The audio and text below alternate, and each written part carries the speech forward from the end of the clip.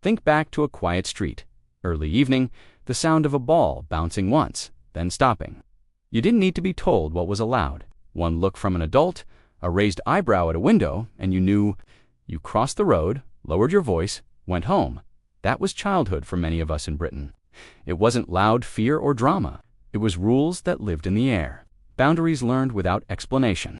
Today, we talk about freedom and expression. But back then, behavior came first, and most of the time, we never questioned it at all.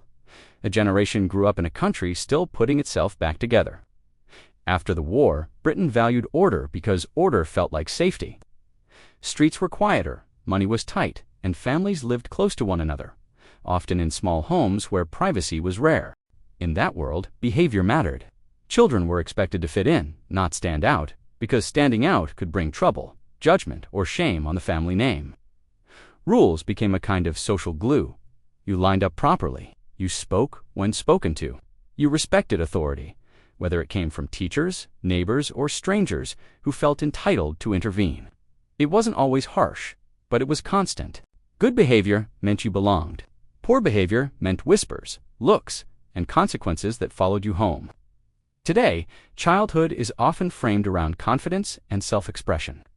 Back then, it was about learning your place and keeping things steady. Those unspoken rules helped a fragile society function, but they also shaped how children saw themselves. And once learned, those habits were hard to shake. They set the tone for daily life, preparing the ground for fears and expectations children would carry with them wherever they went without ever noticing why exactly. Fear didn't arrive with sirens or shouting. It settled quietly into ordinary places. Classrooms had a particular stillness, where the scrape of a chair felt louder than it should, and silence carried meaning. You learned to sit straight, eyes forward, hands folded, because attention brought questions, and questions carried risk. Out on the street, you knew where you were allowed and where you weren't. Doorsteps belonged to adults. Pavements had invisible lines. A whistle, a cough, or simply someone stopping to watch was enough to send you elsewhere. Even shops demanded caution. You waited patiently, spoke politely, and touched nothing unless invited. At home, front rooms were almost ceremonial. Certain chairs were out of bounds. Voices were lowered without being asked. You sensed moods and adjusted yourself accordingly. No one explained these rules aloud, yet breaking them felt serious.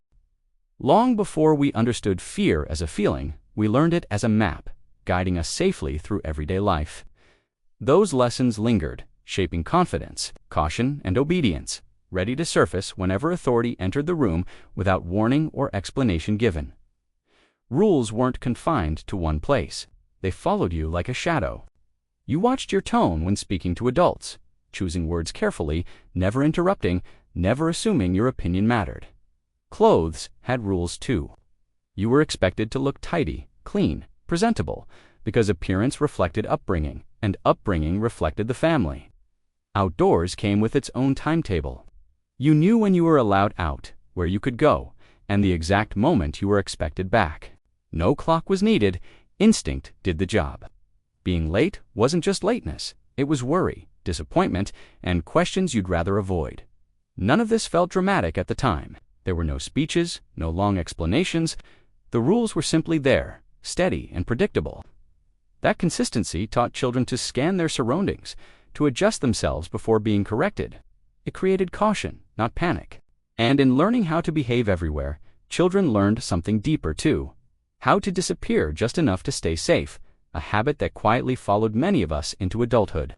Adults rarely explained why rules mattered. They didn't need to. Children felt the consequences before they understood them. A quiet disappointment, a sigh, a look that lingered too long. Those small signals carried weight. You worried about letting someone down, about being talked about standing out for the wrong reason. There was no language for feelings then. You didn't name worry or embarrassment. You simply adjusted your behavior. You learned to apologize quickly, to anticipate moods, to smooth things over before trouble arrived. It was emotional education without a lesson plan. Today, we talk openly about confidence and feelings. Back then, children absorbed expectations silently, shaping themselves around adult reactions. That unspoken pressure didn't always feel heavy, but it was constant. And because it was never explained, it stayed with you. guiding choices long after childhood ended, influencing how you spoke, worked, and judged yourself in moments of doubt. What did that childhood give us in return? It gave us awareness. We learned to read rooms, notice tone, sense when to step forward and when to hold back. Many of us became independent early, trusted with small responsibilities because we proved we could manage ourselves. There was pride in that, but there was also pressure. The habit of staying quiet, of not making a fuss, followed us into adult life. At work, we waited to be asked. As parents, we repeated rules we'd never fully questioned. In daily life, we still apologize first, even when we've done nothing wrong. Looking back now, it's easier to see both sides.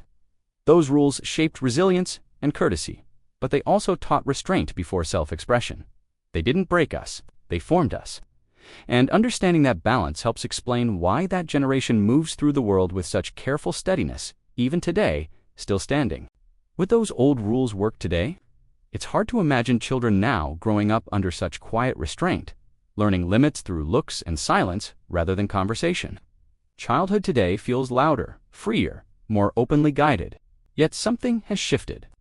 We've gained confidence and voice, but perhaps lost a little awareness of place and pause. The past wasn't better, just different. And as we look back, the real question isn't which was right, but what each way of growing up quietly gave, and quietly took from those who lived it.